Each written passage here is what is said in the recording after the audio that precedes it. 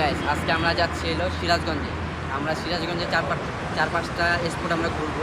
Already আমরা খিলখ্যাত, এখানে একটা পাম্প আছে, এই পাম্পে আমরা 4টা বাইক দাঁড়ানো, আরও 4টা।